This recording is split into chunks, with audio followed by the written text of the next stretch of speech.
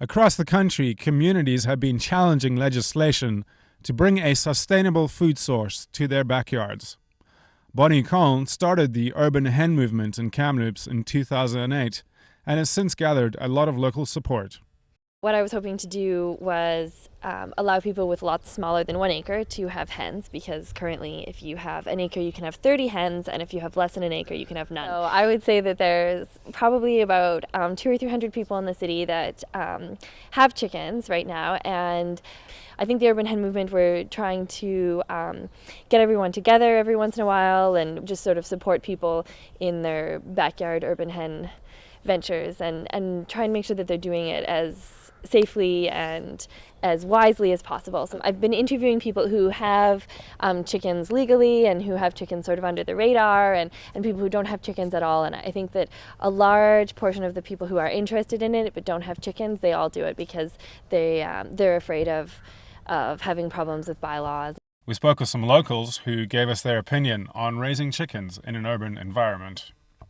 We know that they're not being given hormones or any kind of artificial growth or stimulant of any kind.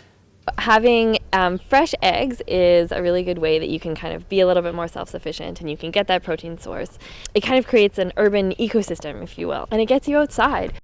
Chickens, they're really fun to have around. They clucking all the time and they run to the food. And Precious, one of our chickens, she's really friendly, so she comes into the house sometimes and eats out of our hand. And I think it's definitely important that it becomes something that's legal and that the city at least condones.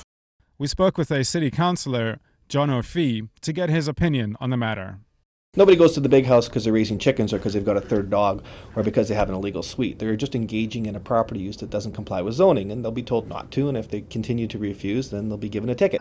Victoria obviously has been kind of a model for urban hen cities in Canada. They've allowed urban hens for about 30 years, and it should be easy for us to do something like that if we're seeing big cities and that are, sort of like wetter and colder environments like Calgary and Vancouver do this. So I know Victoria has allowed them, and it doesn't seem to have been a big issue, but what I've noticed is that the adjacent communities haven't seemed to jump on board, and that kind of makes me scratch my head because they're quite literally across the street. I'm not completely convinced that it's the best route to go, and I mean this sincerely. If one of my neighbors wanted to raise a couple hens and they were well cared for, why would I care? But I'm hesitant to just allow it as a matter of right.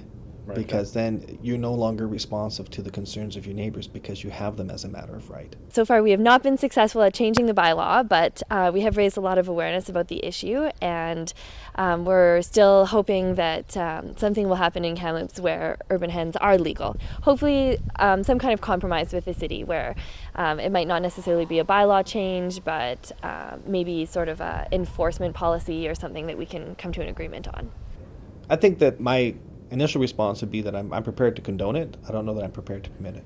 There is some wisdom perhaps to not have a rule for everything, and creating a rule for every possible use in all possible circumstances I think is sometimes counterproductive, because you then limit the tools available to you to just let neighbors live together peacefully.